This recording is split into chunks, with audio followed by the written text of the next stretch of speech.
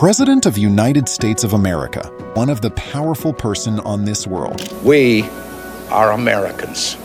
From network of influential individuals to financial benefits, presidents have it all. Then, how did these 8 presidents experienced financial hardship and even presidential bankruptcies? Alliances with friends, reliance on family, and partnerships once deemed unshakable at times led even the most powerful leaders to face the harsh reality of financial ruin. Ulysses S. Grant.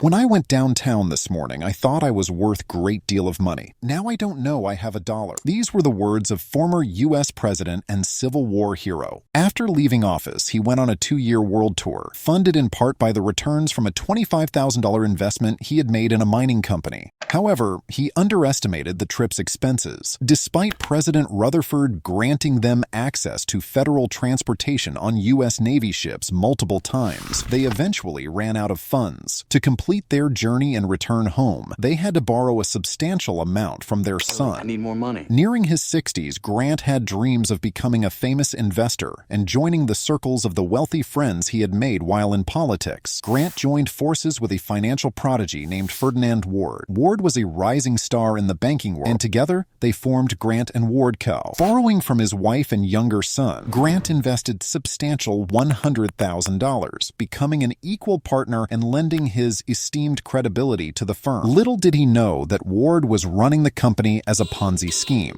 I'm just helping you invest in your future, my friend. Not only did they exploit Grant's connections, but they also used his involvement to legitimize and promote their business, attracting new clients and investors by leveraging his reputation without his knowledge. When the investments took a downturn, Ward revealed the impending bankruptcy to Grant. Desperate, Grant turned to his friend William Henry Vanderbilt for a $150,000 loan. Despite Vanderbilt's assistance, the firm ultimately collapsed, and Ward fled with their entire fortune. Grant and his son were left financially devastated, burdened by a $150,000 debt. I declare bankruptcy! No, he didn't declare bankruptcy. In an act of unwavering integrity, Grant declined Vanderbilt's offer to forgive the debt. Instead, he resolved to sell the family's home to repay him. Additionally, Grant gave Vanderbilt nearly all of the mementos he'd collected in his life, including his medals, his military uniform, and various items acquired during his world tour. James Monroe, born into a relatively affluent family, faced challenges despite his background. The family owned a modest 600-acre plantation, which Monroe inherited after his father's passing. Despite the fertile soil and productive fields, he struggled to effectively manage the plantation. His lack of business acumen and overspending habits led to mounting debts. The plantation's profitability declined, and creditors began knocking at his door. Where's my money, motherfucker? Where's my money, motherfucker?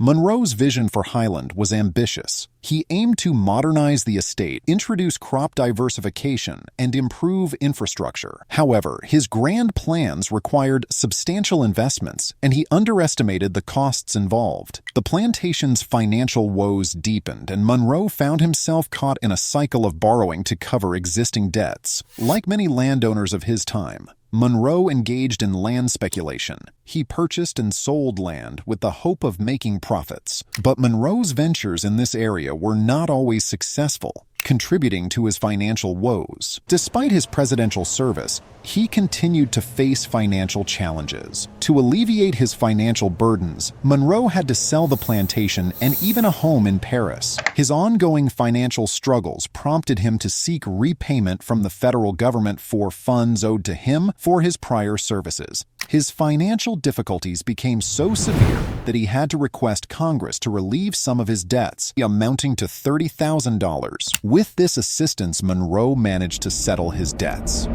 Abraham Lincoln, the 16th President of the United States, known for his leadership during the American Civil War and his role in abolition of slavery, faced a significant setback before his political career took off. In his early 20s, Lincoln worked around town doing whatever small jobs he could find as well as working at a general store. When the shop where Lincoln worked closed down, he decided to make money opening his own general store. In 1833, along with a friend, Lincoln opened a general store in Illinois. They purchased inventory on credit from other stores, thinking of making a profit after reselling the goods. Even though the economy was booming, his own store's sales were falling. The business struggled and debts began to accumulate. To make matters worse, his business partner died and died broke. Now the future president became liable for $1,000 in back payments. Lincoln didn't have modern bankruptcy laws to protect him, and so his creditors sued him and they seized his remaining assets, horse and some surveying gear. He was required to repay his creditors over a period of 17 years.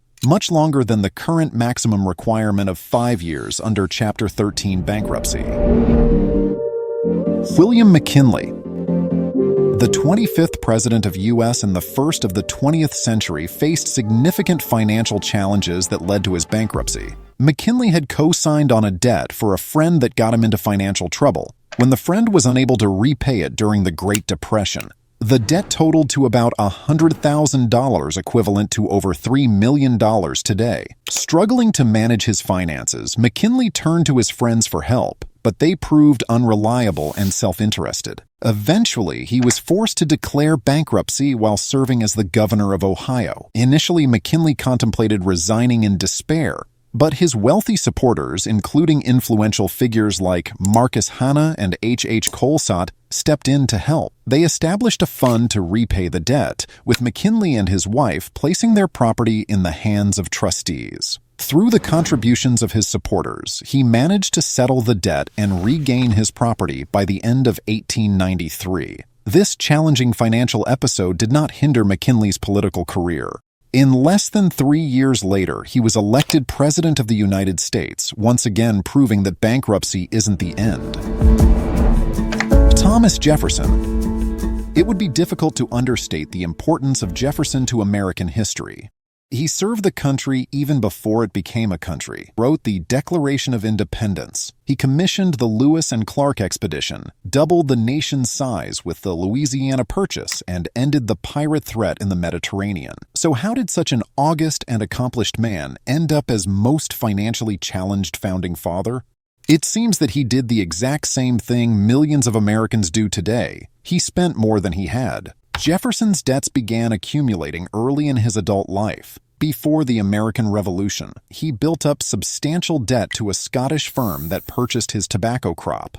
This obligation quadrupled when he assumed his father-in-law's debts in 1774. His lavish spending on construction projects, furnishings, decorations for his estate, Monticello, and a taste for expensive French wine contributed to his financial troubles. During his presidency, Jefferson's personal expenses, including a significant wine bill, added to his debt. Co-signing a loan for a friend in 1818, who passed away shortly after, forced Jefferson to take on the unpaid debt, further straining his finances. Jefferson's belief that his estate would cover his debts, coupled with economic uncertainties, led him to spiral into taking on new debt to pay off old debts. The Panic of 1819, a severe economic downturn, disrupted commerce and caused land prices to plummet. Jefferson's finances worsened during his retirement. Falling agricultural prices and the tightening of credit by the Second Bank of the United States added to his mounting debts. But Jefferson's optimism was unshakable.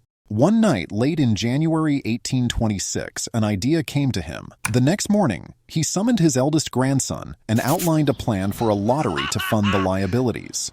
Depressed real estate prices made this idea appealing. Jefferson calculated that conducting a lottery would allow him to cover his debts using the mills on the Rivanna River, leaving Monticello and the farm for his family. Although the state legislature approved the lottery, it was never conducted. In the end, it was Jefferson's grandson who shouldered the entire load of debt and was eventually able to satisfy all the creditors. The last payment on principal was made 50 years after Jefferson's death.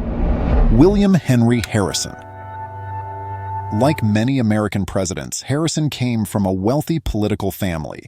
His father was a signer of the Declaration of Independence. However, when his father passed away, his elder brothers got basically everything.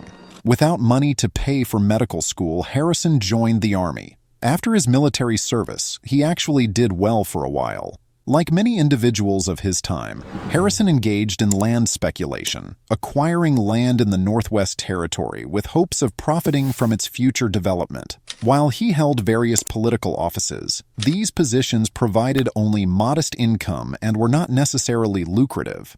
Additionally, the demands of political life, travel, entertaining, and maintaining a public image often incurred expenses. During his time overseas, faced significant challenges managing his farm. Particularly harsh season led to poor performance, exacerbating his financial difficulties. With his primary income source destroyed, he couldn't repay his creditors and was forced to sell off a portion of his land. Ironically, one of the central issues during that election was the nation was on brink of economic disaster. He died just 1 month into his presidency after giving a 2-hour inaugural address in the cold without wearing a hat or coat. Harry S. Truman desegregated the military, helped rebuild Europe after World War II, and dropped the only nuclear weapons ever used in war. An American airplane dropped 1 bomb on Hiroshima. Not bad for a guy who became president after being vice president for less than 3 months. He was also perennially unlucky with money and ended up known by many as poorest American president. His maternal grandfather, Solomon Young, a trader, had set out from Missouri for Gold Rush era, where his success allowed him to build a very large ranch. Sometimes estimated at 40,000 acres, the ranch would ultimately have been worth millions had it not been sold before land values skyrocketed. However, when Truman was growing up in Missouri, his family's means were tied up in its modest farm in Grandview. Because Young's fortune had slipped through the family's fingers, Truman looked hard for business opportunities when he returned from Europe after fighting in World War I. He formed a partnership with an army pal. Together, they established Truman and Jacobson, a gents furnishing store. Truman invested a majority of the starting capital, which he obtained by selling holdings in his family farm. Sell it all today. Though business started out strong, the post-war economic downturn of the 1920s forced the store to close, which had had a debt worth $30,000. He once foolishly borrowed against his future inheritance and invested it in a zinc mining operation, which also failed, leaving him penniless. Rather than filing for bankruptcy, he chose to honor his debts over time.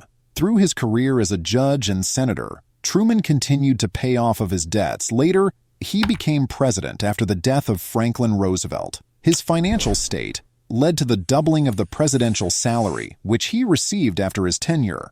In fact, Truman and his wife became the first official recipients of Medicare when President Lyndon Johnson signed it into law. Will become law on July 1st, 1966. James Madison. His financial troubles were not solely due to personal mismanagement, but were also influenced by external factors, including the economic turmoil caused by the War of 1812 and his stepson's debts from gambling and alcoholism. One significant factor in Madison's financial struggles was his involvement with Richard Cutts, a former U.S. congressman and a member of a prosperous merchant family. Cutts, who was married to Madison's sister-in-law, faced financial difficulties that eventually led to his bankruptcy. His close ties with Cutts involved financial transactions and lending arrangements that added to Madison's own financial challenges. He resided primarily at Montpelier, a plantation located in Virginia. However, managing a large estate was financially demanding. He faced various challenges, including fluctuations in crop yields, market conditions, and the costs associated with maintaining enslaved labor. But the profitability of Montpelier was inconsistent during his ownership. After leaving office, he continued to grapple with debts. To settle outstanding obligations, he made the difficult decision to sell portions of Montpelier. Eventually, Madison's wife sold the remaining part of Montpelier, including its slaves and furnishings, in order to pay off the accumulated debts.